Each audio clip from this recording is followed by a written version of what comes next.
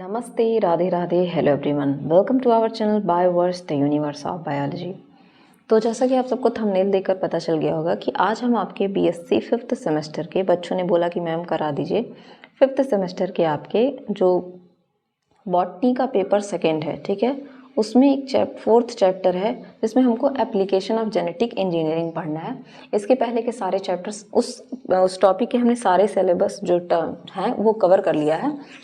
इसका लिंक आपको डिस्क्रिप्शन में मिल जाएगा, वहाँ से आप जाकर देख सकते हैं। बस यही चैप्टर बचा रह गया था, लेकिन बच्चों की डिमांड थी कि इसको भी कंप्लीट कराया जाए, तो मैंने टाइम निकाल के, ऑल्दो मेरे पास टाइम नहीं था फिर भी मैंने कराया है। और मैं सोच रही हूँ कि आपके एग्ज़ाम नज़दीक हैं तो आपको इसका PDF दे दिया जाए। अगर आपको PDF चाहिए तो कमेंट सेक्शन में ज़रूर बताएँ। जो बच्चे कमेंट सेक्शन में बोलेंगे उन्हीं को मैं टेलीग्राम पर पर्सनली PDF भेज दूँगी, ठीक है। अगर आप सबको चाहिए तो आप सब कमेंट करिए, ठीक है। चलिए स्टार्ट करते हैं। पहले समझते हैं इसको कि एप्लीकेशन ऑफ जेनेटिक इंजीनियरिंग। तो जेनेटिक इंजीनियरिंग के बारे में आप सबने पढ़ा था कि जेनेटिक इंजीनियरिंग क्या होती है, जिसमें हम क्या करते हैं, पूरा प्रोसेस पढ़ा था कि कोई जीन होता है, ठीक है, उसको हम क्या करते हैं, मॉडिफाई करते हैं। प्लाज्मिड रहता है कैरी करने वाला जीन, इस जीन का जो मतलब हम लोग की डिजायर्ड जीन है उसको कट कर लेते हैं, ठीक है। एक वेहिकल होता है जिसको हम कहते हैं प्लाज्मिड, उसके अंदर इंसर्ट करते हैं और फिर हम इसको ग्रो कराते हैं PCR के थ्रू, इसकी मल्टीपल कॉपी बनाते हैं और फिर इसका हम यूज़ करते हैं। इसमें क्या होता है, जेनेटिकली मॉडिफाइड जो प्लांट्स होते हैं, GMO जिनको कहते हैं, या एनिमल्स होते हैं, उनमें हम क्या करते हैं कि किसी अच्छी जीन को लेकर उसको किसी और में इंसर्ट करके फिर नई चीज़ बनाते हैं, ठीक है। तो इसका एप्लीकेशन क्या है, इसी के बारे में हम पढ़ेंगे डिफरेंट फील्ड में, जैसे कि एग्रीकल्चर में, हॉर्टिकल्चर में, बायो रेमिडिएशन में, इन सब जगहों पे क्या इसका यूज़ है इसको पढ़ेंगे, ठीक है। तो क्या चीज़ है जो जेनेटिक इंजीनियरिंग को इम्पॉर्टेंट बनाती है, उसका एप्लीकेशन क्या है। तो सबसे पहली चीज़ है, हम पढ़ेंगे जेनेटिक इंजीनियरिंग किसमें, आपके एग्रीकल्चर में, ठीक है। यहाँ पे GE का मतलब है जेनेटिक इंजीनियरिंग, ठीक है। तो एग्रीकल्चर में जेनेटिक इंजीनियरिंग कैसे आया इसके बारे में हम जानेंगे। तो आप सभी ग्रीन रेवोल्यूशन तो जानते ही हैं, जो किसके लिए है, प्लांट्स के लिए है। Application of pesticides and fertilizers to increase the production of crops, ठीक है। पेस्टिसाइड और फर्टिलाइजर का यूज करके हम क्या करते हैं, प्रोडक्शन क्रॉप का करते हैं, उसमें हम पेस्टिसाइड फर्टिलाइजर यूज करते हैं, ठीक है, जिससे कि प्रोडक्शन हो गए। जिसकी वजह से क्या हुआ कि फर्टिलाइजर्स जो हैं उनमें बहुत सारे केमिकल्स पाए जाते हैं, पेस्टिसाइड्स में भी, जो कीटनाशक इनको कहते हैं, इनमें बहुत सारे, हिंदी में बता दूंगी, हिंदी वाला मैंने यहाँ कन्वर्जन नहीं लिया है, ठीक है। तो क्या होता है, बहुत सारे पेस्टिसाइड्स होते हैं, पेस्टिसाइड यानी कि कीड़े मकोड़ों को मारने वाले, पेस्ट्स को मारने वाले पेस्टिसाइड। फर्टिलाइजर्स में यूरिया का, डाई का, सबका यूज़ किया जाता है और उन सब में केमिकल्स बहुत ज़्यादा होते हैं, जिसकी वजह से क्या हुआ कि हमारे सॉइल में और इन्वायरमेंट में बहुत ज़्यादा क्या हुआ, केमिकल्स इंक्रीज होने लगा, पोल्यूशन इंक्रीज होने लगा, ठीक है। तो इसकी वजह से जेनेटिक इंजीनियरिंग आया, जहाँ पे हम क्या करते हैं कि फर्टिलाइजर और केमिकल का यूज़ तो करते हैं लेकिन वो जेनेटिकली मॉडिफाइड होंगे। अभी आप देखेंगे हम BT कॉटन, फ्लेवर टोमेटो का यूज़ करेंगे, कई सारे बैक्टीरिया का यूज़ करेंगे, जो ऑयल, जो आपका शिप्स से ऑयल जाती हैं समुद्रों में, और वो ऑयल अगर गिर जाता है समुद्र में तो कितना ज़्यादा समुद्री जानवर मर जाते हैं, उसके लिए भी उसको ईट करने वाले बैक्टीरिया बन गए हैं। तो हमने क्या किया, एप्लीकेशन यूज़ क्या है ग्रीन रेवोल्यूशन में, कि हमने ऐसे प्लांट्स बना दिए जो कि पेस्ट रेजिस्टेंट है, मतलब अगर उन पे आप दवा का छिड़काव ना करें और पेस्ट कोई आके उन पे बैठेगा तो भी वो डेड हो जाएगा। जैसे अभी आप BT कॉटन पढ़ेंगे, BT कॉटन में क्या था कि उसमें हमने एक जीन डाल दिया, बेसिलस थ्यूराजिनेसिस बैक्टीरिया होता है, उसका जीन डाल दिया BT, ठीक है, जिसमें क्राई1 जीन थी। तो जैसे ही बॉल वर्म या कोई कीड़ा उस पर आता था वो डेड हो जाएगा, ठीक है। जेनेटिक इंजीनियरिंग एग्रीकल्चर में क्या है, जेनेटिक इंजीनियर्ड कुछ क्रॉप्स होते हैं, क्रॉप्स मतलब फसल्स, ठीक है, उनको देखेंगे। तो use of genetic engineering and recombinant DNA technology, इसमें क्या होता है, जीन्स जो डिजायर्ड ट्रेट होते हैं उनको हम किसी न्यू स्पीसीज में, अभी मैंने ऊपर समझाया और इसके पहले वाला चैप्टर आप सबको मैंने कंप्लीट कराया तो उसमें डिटेल में बताया गया था, ठीक है। जो जेनेटिकली मॉडिफाइड प्लांट होते हैं उनको हम GM क्रॉप कहते हैं, GM क्रॉप क्योंकि वो जेनेटिकली मॉडिफाइड होते हैं, ठीक। इसका थोड़ा सा हम समझेंगे कि इनका बेनिफिट क्या है। पहली बात, ये क्या होते हैं, इंसेक्ट और पेस्ट रेजिस्टेंट होते हैं, मतलब ये प्लांट ही है, ये इसको ऐसा बना दिया गया है कि ये इस पे अगर इंसेक्ट लगेंगे तो उनकी डेथ हो जाएगी, या पेस्ट कोई लगेगा, ऊपर से छिड़काव करने की जरूरत नहीं है। न्यूट्रिशनल वैल्यू इंक्रीज हो जाएगी, जैसे कि अभी आप पढ़ेंगे गोल्डन राइस के बारे में। गोल्डन राइस में क्या होता है, उसमें विटामिन A रिच पाया जाता है, उसमें बीटा कैरोटीन पाया जाता है। Increase the yield of by many folds. अब आप ऐसे कई सारे चावल धान की वैरायटी, वीट की, राइस की वैरायटी, सॉरी वीट की और आप राइस की वैरायटीज देखते हैं जिनका जो क्या होते हैं बहुत ज़्यादा प्रोडक्शन, बहुत ज़्यादा मात्रा में, यील्ड का मतलब होता है बहुत ज़्यादा मात्रा में हमको मिलते हैं, ठीक है।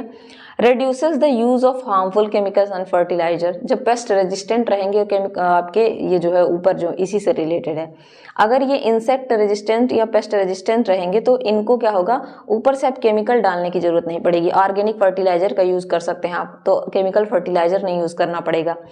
Crops can be made for mould tolerant to environment stress. जैसे मान लीजिए ऐसे प्लांट्स आप बनाए जा रहे हैं कि कितना भी धूप रहे या कितनी भी बाढ़ आ जाए उसमें भी वो ग्रो कर जाएंगे। जो मिनरल यूटिलाइजेशन है एफिशिएंट कर दिया गया है कि अगर कम मिनरल भी है, ठीक है, तो भी वो उसमें ग्रो कर जाएंगे। यील्ड तो ज़्यादा हो ही जाएगी, ठीक है।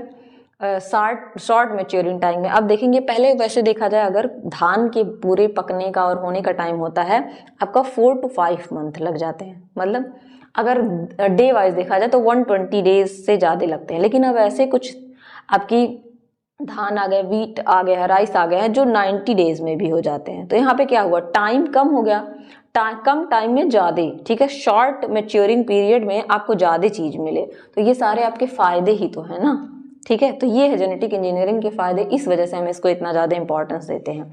अब उसके एक एक एग्जाम्पल पढ़ेंगे, जिसमें से पहला है example of GM plant, genetically modified plant का गोल्डन राइस। गोल्डन राइस क्या है, ये एक विटामिन ए इनरिच्ड प्लांट है जिसमें विटामिन ए बहुत ज़्यादा पाया जाता है। तो अगर आपको विटामिन ए की कमी होती है तो आप गोल्डन राइस प्रेफर कर सकते हैं, और इसमें पाया जाता है बीटा कैरोटीन, ठीक है, बीटा कैरोटीन पाया जाता है। विटामिन ए रिच प्लांट होता है कुछ इस तरीके का, ये गोल्डन राइस इसका नाम इसलिए पड़ा है क्योंकि ये कुछ इस तरीके का दिखता है। इसमें बीटा कैरोटीन जेनेटिकली मॉडिफाइड है, ठीक है, इसमें कुछ जीन इंसर्ट्स करके इसको मॉडिफाई करके बनाया गया है, जिसकी वजह से ये क्या होता है आपका protein rich, sorry vitamin A rich होता है, ठीक है। दूसरी अगर बात की जाए जो यहाँ पे आपको दिख रहा होगा वो है आपका बीटी कॉटन या बीटी कॉर्न जिसको कहते हैं, ठीक है। Bacillus thuringiensis produce an insecticide protein जिसको कि कहते हैं बीटी टॉक्सिन। बैसिलस थ्यूरिनजेनेसिस ये एक बैक्टीरिया है जो एक क्या प्रोड्यूस करता है, toxin. These insect specific BT toxin genes are incorporated into genome of certain plant like cotton, corn. These modified crop have insect resistant quality. Bacillus thuringiensis एक bacteria था, इसके बारे में थोड़ा सा और डिटेल में हम पढ़ते हैं। कुछ इस तरीके के ये दिखते हैं, ठीक है, टोबैको बर्ड वर्म यहाँ पे दिया गया है, ठीक है। बीटी कॉटन्स क्या होते हैं, फर्स्ट क्रॉप होते हैं, प्रोटेक्शन देते हैं ये। इनमें क्या था, जो बीटी कॉटन्स होते हैं इनमें 1 या more foreign gene derived from soil dwelling bacteria. Soil dwelling bacteria कौन था, बैसिलस थ्यूरिनजेनेसिस। ये क्या किया गया, इसके अंदर क्या था, बीटी टॉक्सिन पाया जाता था। जो बैक्टीरिया ये जो टॉक्सिन था ये एक बैक्टीरिया, इसके अंदर पाया जाता था बीटी टॉक्सिन। इस बीटी टॉक्सिन की क्वालिटी क्या थी कि ये पेस्ट को मार देता था, इसके अंदर जो टॉक्सिन था उसकी वजह से।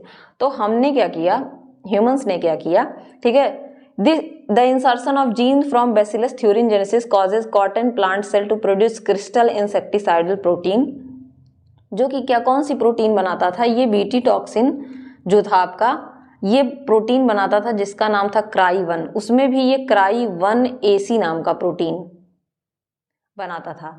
ये क्या था, ये प्रोटीन जो बन रहा था उस टॉक्सिन की वजह से, वो क्या करता था, these insecticidal protein are effective in killing some of the most injurious caterpillar pest of cotton.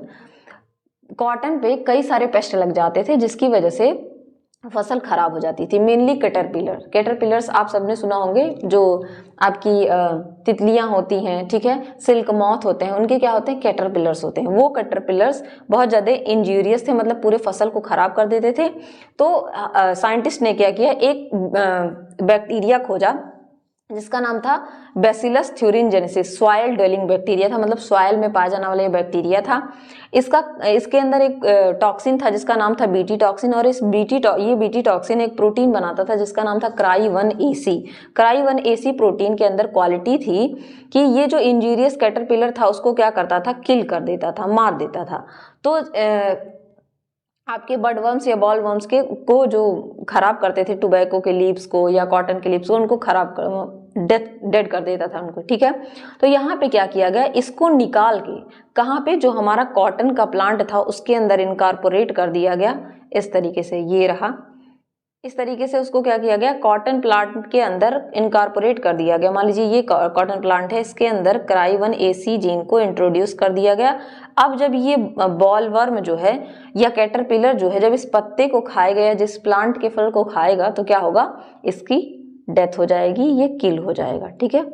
तो ये फायदा है जेनेटिक इंजीनियरिंग का, ठीक है। यहाँ इसकी वजह से क्या फायदा हुआ कि आपको अलग से कोई पेस्टिसाइड या केमिकल का यूज नहीं करना पड़ रहा है, जिसकी वजह से आसपास के एनवायरनमेंट में पोल्यूशन भी नहीं हो रहा और प्लांट के अदर पार्ट्स को भी दिक्कत नहीं हो रही है, ठीक। इस बारे में यहाँ समझाया भी गया है कि किस तरीके से कॉर्न, मतलब मक्के का प्लांट बीटी कॉर्न हो गया या बीटी कॉटन, यहाँ आपको दिख रहा होगा, ठीक है। क्या हुआ इनमें कि बीटी टॉक्सिन क्रिस्टल लिया, जिसका क्या नाम था, CRY1AC, ये थी, ठीक है। ये आपका कहाँ गया, ये इसको ये दिखाया गया है वर्म, इसको इंजेस्ट किया, ठीक है। इंजेक्शन की वजह से अंदर गया और इसका एक्टिवेशन हुआ, ठीक है, बाइंडिंग रिसेप्टर से बाइंड किया। ये तो पूरा प्रोसेस बताया गया कि किस तरीके से सेल सिग्नलिंग हुई, सारी चीजें हुई, ठीक है। यहाँ पे बाइंड किया, टॉक्सिन मोनोमर बना, ठीक है। फिर कई सारे टॉक्सिन के ऑलिगोमर, कई सारे टॉक्सिन बन गए, ठीक है। अब क्या हुआ, मेम्ब्रेन में ये इंसर्ट हो गया और सेल की डेथ हो गई। ये क्या करता है, उसके पेट को ही पूरा फाड़ देता है इस तरीके से। क्रिस्टल, जैसे आप अगर क्या करते हैं, कोई वो होता ग्लास, उसको तोड़िए तो क्रिस्टल की तरह हो जाता है ना, उससे कट बहुत जल्दी लग जाएगा। तो ये उस फॉर्म में आ जाते हैं, उस स्ट्रक्चर में आ जाते हैं और उस बॉल वर्म के या कॉटन वर्म के पूरे पेट को फाड़ देते हैं। इस तरीके से ये काम करते हैं, ठीक है। नेक्स्ट पढ़ेंगे हम पेस्ट रेजिस्टेंट टोबैको प्लांट, ठीक है। एक निमेटोड है जिसका नाम है मिलाइडोगाइन इनकॉग्निटा, ठीक है। मिलाइडोगाइन इनकॉग्निटा जो है एक पैरासाइट है जो कि रूट ऑफ टोबैको प्लांट में रहता है, पैरासाइट है, तो मतलब उस प्लांट पे रहेगा और उसी से फूड लेगा। The plant is made resistance to infection by using RNA interference technique. अब क्या किया गया, जो आपका ये निमेटोड था मिलाइडोगाइन इनकॉग्निटा, ये टोबैको के रूट में जाके रह रहा था और ये क्या कर रहा था, उसको इन्फेक्ट कर रहा था। अब RNA इंटरफेरेंस, ठीक है, एक टेक्निक से जिसके थ्रू क्या किया गया, उसको रेजिस्टेंट बना दिया गया इस बैक्टीरिया, इस निमेटोड के लिए, मिलाइडोगाइन इनकॉग्निटा के लिए, ठीक है। Nematode specific genes are introduced in the plant. इस प्लांट में हमने क्या किया, उसके लिए उसके मतलब मान लीजिए ये आपका क्या था, मिलाइडोगाइन इनकॉग्निटा, और ये था आपका टोबैको का प्लांट, उसकी रूट्स में ये बना रहा था। अब यहाँ पे हमने क्या किया, इंट्रोड्यूस कर दिया एक RNA इंटरफेरेंस के थ्रू एक नए जीन को डाल दिया इस प्लांट के अंदर। एग्रोबैक्टीरियम वेक्टर का वेक्टर आप सबको पता है कि जो ये मान लीजिए ये जीन हमने लिया, जिसको हम रेजिस्टेंट जीन, किसके लिए, RNA इंटरफेरेंस के थ्रू हमने मिलाइडोगाइन इनकॉग्निटा के लिए जो उसका रेजिस्टेंट जीन था उसको लिया और एग्रोबैक्टीरियम नाम का जो वेक्टर था उसको यूज किया इसके अंदर और ऐसे इसके अंदर इंसर्ट कर दिया।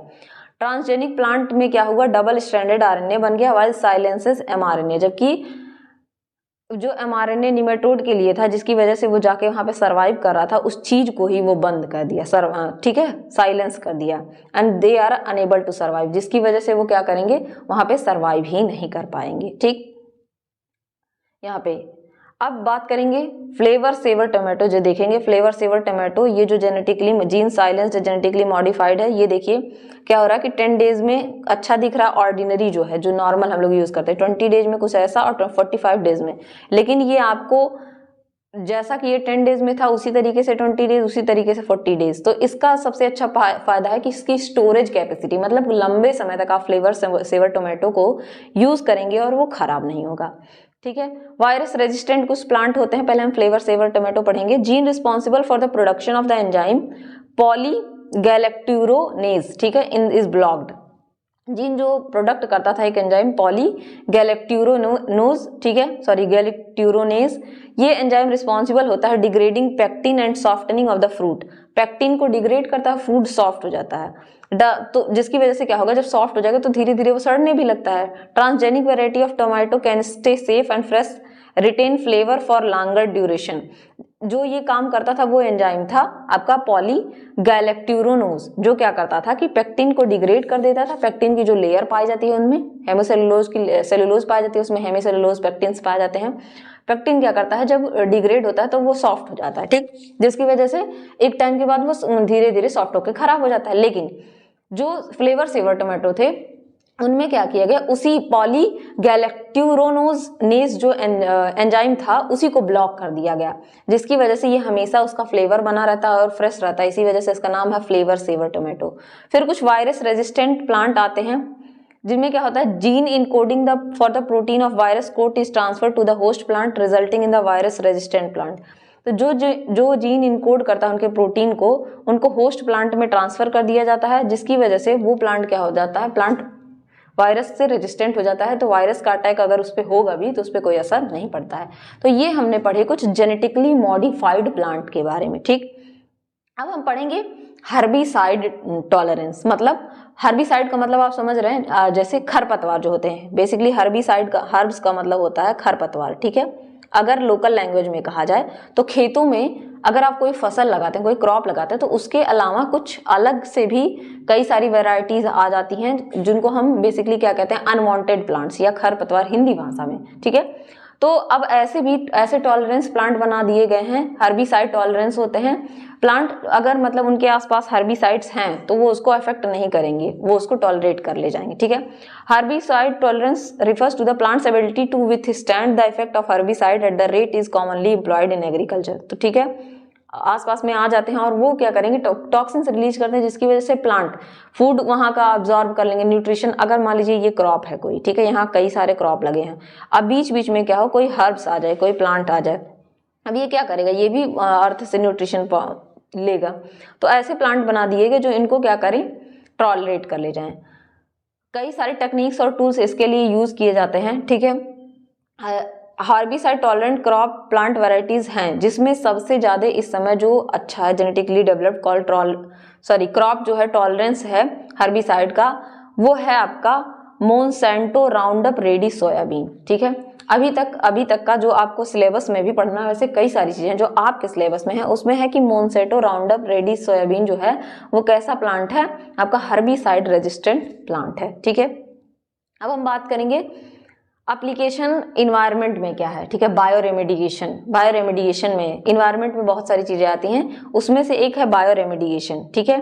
तो बायोरेमेडिएशन में हमको एक चीज आपको पढ़ना है, आपकी बेसिकली उसमें दिया हुआ है जो है आपका सुपर बग, ठीक है। अब नाम तो उसका सुपर बग दे दिया, लेकिन इसका नाम होता है स्यूडोमोनास पिट्यूडा, ठीक है, स्यूडोमोनास पिट्यूडा, जिसको कि सुपर बग कहते हैं। इसका क्या काम है, बायोरेमेडिएशन, मतलब बायोलॉजिकल रेमेडी है, बायोलॉजिकल उपचार है। जेनेटिक इंजीनियरिंग क्या है, इस समय सबसे ज्यादा एक्टिवली इन्वॉल्व हो रहा है, चाहे वो माइक्रो ऑर्गेनिज्म में हो, चाहे बायोकैटालिस्ट में हो, रेमेडिएशन में हो, ठीक है।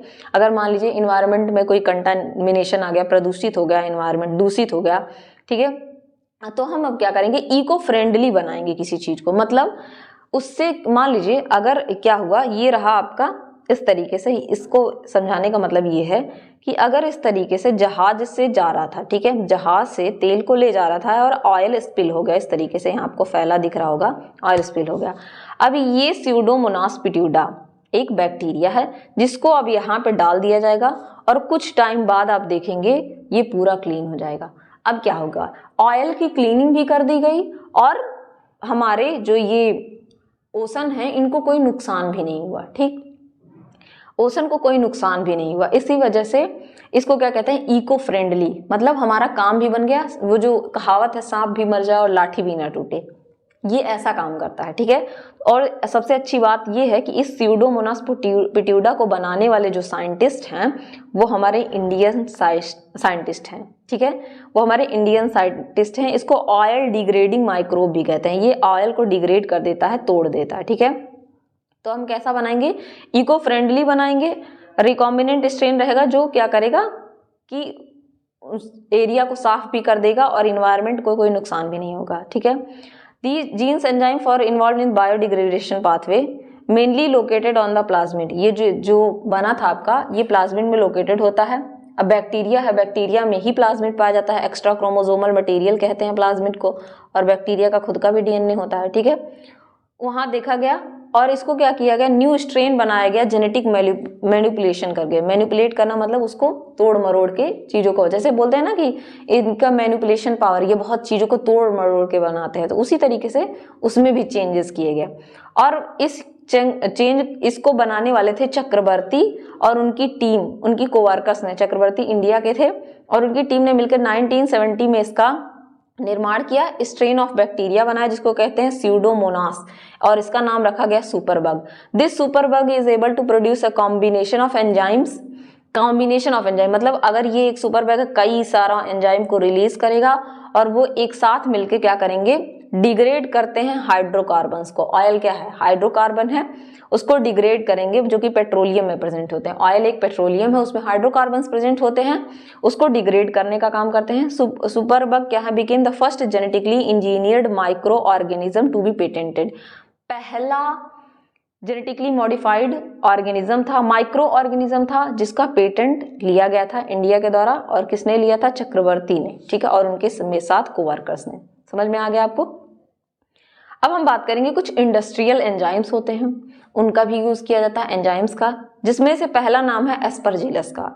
एस्परजिलस एक फंजाई है, ठीक है, जो कई सारे एंजाइम्स को प्रोड्यूस करती है और इसकी कई सारी वैरायटी भी हैं, जैसे एस्परजिलस ओराइजे, एस्परजिलस निगर, एस्परजिलस निडुलेंस, कई सारी इसकी वैरायटी हैं और उसका डिफरेंट यूज है। जैसे एस्परजिलस का यूज फूड फर्मेंटेशन में, फूड फर्मेंटेशन, फर्मेंट करके अल्कोहल भी बनता है, फर्मेंट करके हम क्या करते हैं, घरों पे भी फर्मेंटेशन से कई सारे ब्रेड वगैरह फर्मेंटेशन से ही बनते हैं, ठीक है। एस्परजिलस ओराइजी क्या था, it is used in ferment traditional Asian foods, जो हमारे हम एशिया कॉन्टिनेंट में है, ठीक है। एशिया में चाइना, इंडिया, नेपाल, ये सारे आते हैं, म्यांमार क्या है, इसके थ्रू क्या बनाया जाता था, drinks like miso, soya sauce, sake, soju आप सबने कोरियन ड्रामा अगर देखते होंगे तो उसमें सोजू का नाम सुना होगा। ये सब फूड फर्मेंटेशन के थ्रू और बेसिकली एस्परजिलस ओराइजी के थ्रू, ठीक है। ओराइजा इसलिए बोल रहे हैं क्योंकि हम जो सोजू है चावल से भी बनता है, तो ओराइजा वैरायटी को एस्परजिलस की, जो एक क्या है, फंगस है बेसिकली, उससे बनाया गया है। ये क्या करता है, रॉ मटेरियल को तोड़ देता है और फ्लेवर बढ़ाने का काम करता है। ये इस बैक्टीरिया को डालने पर, ठीक है, सॉरी इस फंगस को डालने पर क्या होता है, फूड में इस फंजाई को जब आप डालेंगे तो उसके फ्लेवर को बढ़ा देता है और ऑर्गेनिक कंपाउंड प्रोड्यूस करता है। सेलुलोज के प्रोडक्शन में, सेलुलोज आप सबको पता है कि सेलुलोज क्या है, ठीक है, सेलुलेज में क्या होता है, ये क्या है, मोस्ट इसमें जो है इसको प्रोडक्ट प्रोड्यूस करने वाले एस्परजिलस की निगर वैरायटी है, निडुलेंस है, ओराइजी है और टेरियस है। ये वैरायटी क्या करती हैं, ये कई सारे इंक्लूड फूड में, एनिमल फीड में और टेक्सटाइल इंडस्ट्री में इसका यूज किया जाता है। सिट्रिक एसिड के प्रोडक्शन में इसका यूज किया जाता है, ठीक है। फूड्स और फार्मास्यूटिकल मतलब दवाइयों में इसका यूज है। कोजिक एसिड का प्रोडक्शन किया जाता है जो पॉलीमर इंडस्ट्री में यूज होता है, ठीक। नेक्स्ट आता है, sorry for that, Aspergillus proteases lipases, ठीक है। तो प्रोटीएज क्या है, इसको पेप्टाइडेज, प्रोटीनिएज, ठीक है, प्रोटियोलिटिक एंजाइम, कई सारे नामों से जाना जाता है। डिटर्जेंट में इसका यूज किया जाता है, लॉन्ड्री करने में, डिशवॉशिंग करने में डिटर्जेंट को, प्रोटीन को और स्टेन को निकालने में इसका यूज किया जाता है, ठीक है। लॉन्ड्री ब्लीच की तरह इसका यूज किया जाता है, लॉन्ड्रीज में इसका बहुत ज्यादा यूज किया जाता है, ठीक है। इन्वायरमेंट फ्रेंडली होते हैं, ठीक है, वॉशिंग को एफिशिएंसी को बढ़ाते हैं। अगर लॉन्ड्री में सोचिए इसका यूज किया जा रहा है और ये इको फ्रेंडली है तो कितनी अच्छी बात है, नहीं तो वो सारा चीज कहाँ जाता है, समुद्रों में जाता है, जिससे वजह से हमारा इन्वायरमेंट पोल्यूटेड हो रहा है। लेदर या फार्मास्यूटिकल और केमिकल इंडस्ट्री में भी इसका यूज किया जाता है। एल्कलाइन प्रोटीजेज होते हैं जो इस इंडस्ट्री में यूज किया जाता है, एल्कली होते हैं, ठीक है। लाइपेज की बात की जाए तो इनका भी फूड इंडस्ट्री में, डिटर्जेंट में, फार्मास्यूटिकल्स में यूज किया जाता है। फूड इनका लाइपेज का यूज किया जाता है। ऑयल और फैट इंडस्ट्री में लाइपेज, आप सबको पता है कि एंजाइम आपके आपके स्टमक में भी पाया जाता है, जो फूड में फैट को तोड़ने का काम स्मॉल इंटेस्टाइन में करेगा, ठीक है। तो जैसे कि पास्ता, बेकिंग, डेयरी, इन सब को यूज करने में, इस सब को बनाने में इसका यूज किया जाता है। डिटर्जेंट में इसका यूज किया जाता है, फार्मास्यूटिकल्स में इसका यूज किया जाता है, ठीक है। कॉस्मेटिक्स में इसका यूज किया जाता है, परफ्यूमरी मतलब परफ्यूम वगैरह में भी, लेदर में, ठीक है, लेदर इंडस्ट्री में, सॉरी, पेपर में इसका यूज किया जाता है, ठीक है। अब ऊपर जो मैंने एक छोड़ा था वो है आपका हॉर्टिकल्चर। हॉर्टिकल्चर क्या है, उसमें एक चीज आपको पढ़नी है, मून डस्ट कार्नेशन। हॉर्टिकल्चर में क्या है, has emerge an indispensable part of agriculture, ये एग्रीकल्चर का ही एक पार्ट है। अफेक्टिंग जियो इकोनॉमी भी इनको जाना जाता है, मतलब अफेक्ट करती हैं इकोनॉमी को। द हॉर्टिकल्चर सेक्टर इंक्लूड्स, क्या क्या आता है इसमें, क्रॉप्स आ जाएंगे, वेजिटेबल्स आ जाएंगे, ट्यूबर क्रॉप्स आ जाते हैं, ornament crops, medicinal and aromatic crops, species and plantation crops, ये सारी चीजें हॉर्टिकल्चर में आती हैं। उसमें से एक चीज है मून डस्ट कार्नेशन, ये आपको दिख रहा होगा, सजाने के लिए यूज हुआ है। मून डस्ट कार्नेशन, रोज हो गया, क्राइसेंथेमम, कार्नेशन एंड कार्नेशन जिसमें डायंथस कैरियोफिलस, ये इकोनॉमिकली इंपॉर्टेंट फ्लावर हैं। ट्रांसजेनिक टेक्नोलॉजी के द्वारा क्या किया जाता है, ऑर्नामेंटल, सजावटी, ऑर्नामेंट का मतलब होता है सजावटी, प्लांट बनाए जाते हैं, न्यू वेराइटी बनाई जाती है। मून डस्ट कार्नेशन जो है एक जेनेटिकली मॉडिफाइड प्लांट है जिसकी बहुत ज्यादा सोल्ड आउट है, क्योंकि ये देख रहे हैं आप, वैसे नेचुरली तो प्लांट्स पाए जाते हैं लेकिन उतने नहीं। अब शादियों वगैरह में इतने सुंदर सुंदर आपको फूल्स देखने को मिलते हैं, तो कहाँ से, जेनेटिकली मॉडिफाइड है, मून डस्ट कार्नेशन नाम है, ठीक है। अब हम बात करेंगे बायोसेफ्टी, हमने जितनी चीजें आपके उसमें मेंशन थी सभी के बारे में मैंने बताया है। बायोसेफ्टी मेजर की बात की जाए तो सम एग्जांपल है बायोसेफ्टी मेजर के कि क्या क्या हमें करना चाहिए। जैसे आपने जेनेटिकली मॉडिफाइड सारी चीजें बना ली तो उसके लिए कुछ कैसे करना है, उसको बनाना कैसे है। तो पहली बात तो हमारे पास एक बायोसेफ्टी कैबिनेट्स होने चाहिए, ठीक है। प्रोटेक्टिव इक्विपमेंट जैसे कि मास्क, ग्लव्स, सेफ्टी ग्लास, इन सबको लगा के आपको लैब में काम करना है। जो आप चीजें बना रहे हैं, जैसे जेनेटिकली मॉडिफाइड चीजें बना रहे हैं, उनको बनाने के लिए ये सब मेजर्स हैं, ठीक है। हैंड को वॉश करते रहना है। Using procedure for safe use of chemical, procedure का यूज करना है, ऐसे नहीं कुछ भी डाल देना है, उसको यूज करना अच्छे से, केमिकल्स का जानना है कि कितनी अमाउंट में क्या कब पड़ना है, ठीक है। सेपरेट रूम्स होने चाहिए इसके लिए, ठीक है। फिल्टर्ड टिप्स यूज करने, कंटामिनेशन ना होने पाए, प्रदूषण ना होने पाए, ठीक है। Disinfecting out surface package before opening, disinfect करना है, कोई भी चीज अगर बाहर से पैकेट आ रही है लैब में लाने से पहले उसको डिसइंफेक्ट करना है। ओनली ओपनिंग स्पेसिमेन इन बायोसेफ्टी कैबिनेट्स, केवल बायोसेफ्टी कैबिनेट्स जो है वहीं पे ओपन करना है। तो मतलब बेसिकली लैब से रिलेटेड चीजें हैं। अगर आप जेनेटिकली मॉडिफाइड कोई चीज बना रहे हैं तो इन सब बातों की आपको ध्यान रखना पड़ेगा। तो होपफुली बहुत छोटे में मैंने समझाने की कोशिश की है इसको, और इम्पॉर्टेंट पॉइंट्स ही मेंशन किए हैं। होपफुली आप सबको समझ में आया होगा, और अगर आपको पीडीएफ चाहिए और समझ में आया हो तो कमेंट सेक्शन में कमेंट जरूर करें। तब तक के लिए पढ़ते रहिए, बढ़ते रहिए। Thank you everyone.